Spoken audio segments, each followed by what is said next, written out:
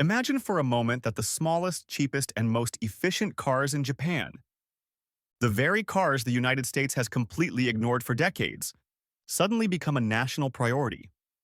Because yes, in recent months, an idea has started to gain traction, one that until very recently seemed impossible.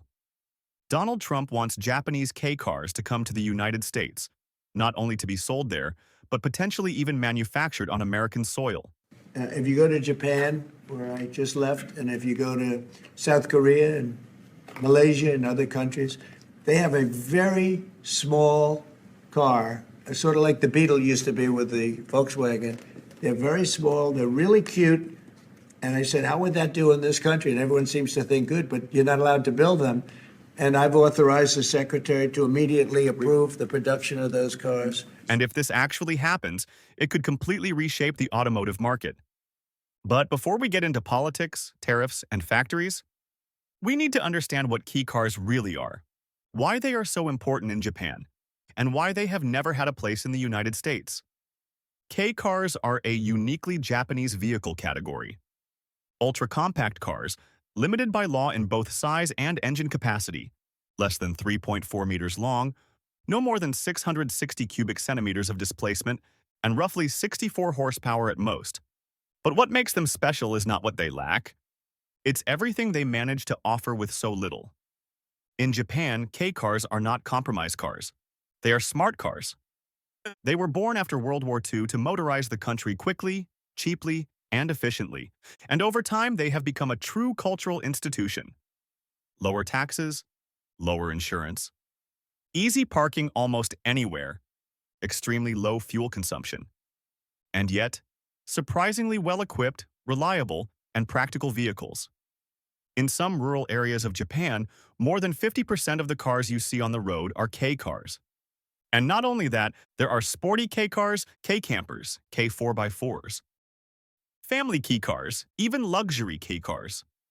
An entire universe that has never truly existed in the United States. Why? Because the US has always favored big cars, large engines, and safety regulations that make something this small almost impossible to homologate. Until now.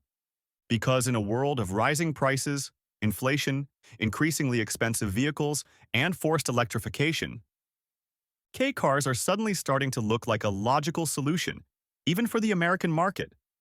And if there is one model that represents everything a modern Kei car stands for, it's the Honda NBOX. The Honda NBOX is not just a Kei car. It is the best-selling car in Japan, year after year, outperforming even conventional compact cars and SUVs. A true social phenomenon. At first glance, it looks like a small box on wheels. Tall, short, almost toy-like. But when you get closer, and especially when you step inside, something very Japanese happens. The exterior size is completely misleading. Small on the outside, shockingly spacious on the inside. The NBOX is designed like a mini rolling living room. A high roof, flat floor, rear seats that fold in countless configurations, sliding doors that make entry easy even in ridiculously tight parking spaces, and a sense of space no one expects from a car this small. In fact, most people who sit inside one for the first time say the same thing. This doesn't feel like a small car at all. And that's the secret to its success.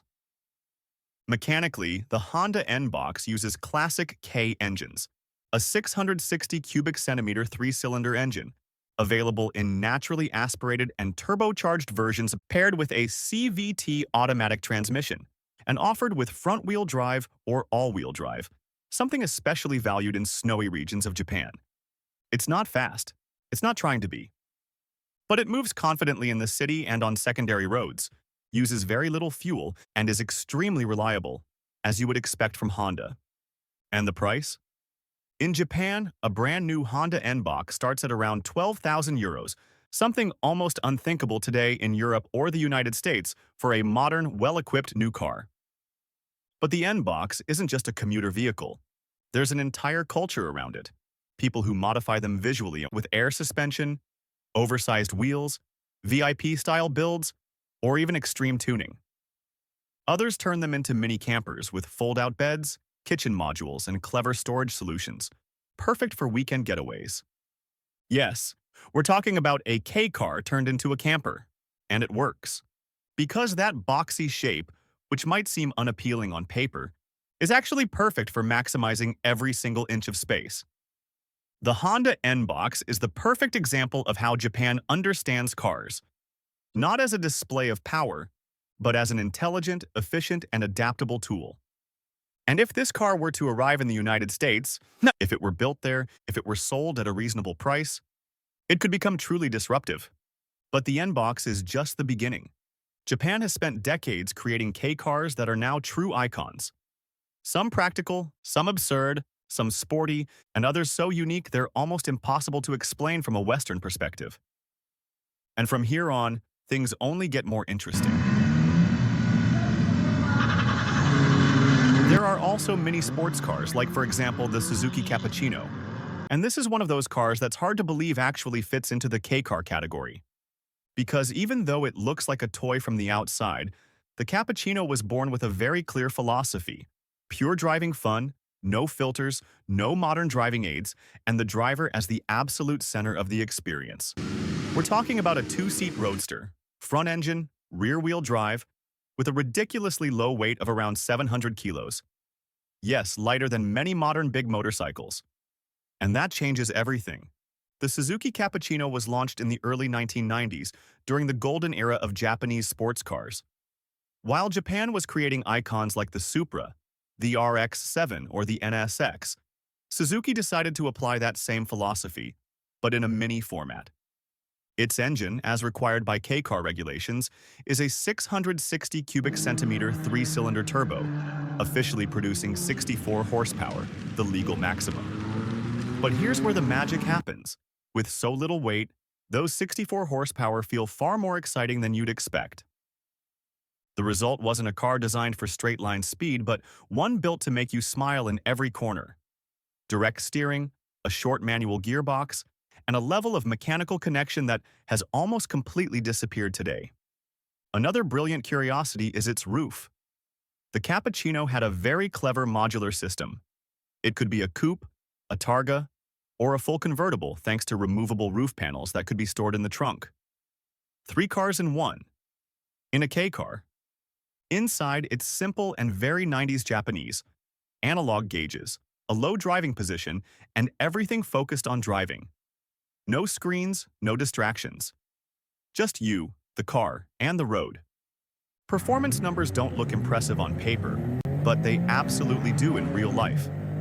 The 0 to 100 kilometers per hour time is around 8 seconds, but what really matters is how it accelerates, how it loves to rev, and how fast you can drive without feeling like you're risking your life.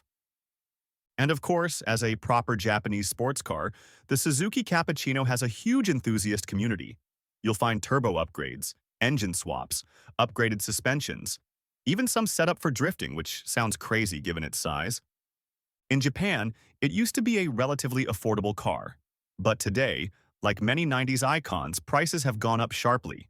It's now very hard to find a clean example for less than 20,000 to 25,000 euros, and the best ones can easily go beyond that. What's fascinating is that, despite its tiny size, many owners say the same thing. It's one of the most fun cars they've ever driven. A true sports car without showing off, without absurd power figures, and without needing 500 horsepower to have a good time. And before we wrap up, if you like Kei cars and you want to learn more about these unique Japanese machines, smash that like button so this video reaches more people. Leave me a comment and tell me which Kei car surprised you the most, or which one you'd like to see in the next video. And if you don't want to miss more stories about rare cars, Japanese icons, and automotive curiosities like these, make sure to subscribe and turn on notifications. Because this world of tiny cars with huge personality is just getting started.